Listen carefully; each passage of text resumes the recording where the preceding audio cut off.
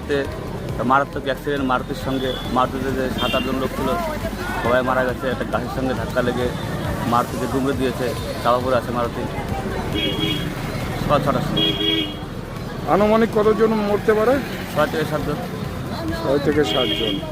এদের কোনো অনুসন্ধান পাওয়া গিয়েছে কি? না না, এখনও কোনো পাওয়া যায়নি। যত আইডিয়া মুর্শিদাবাদ থেকে, মুর্শিদাবাদের গাড়ি।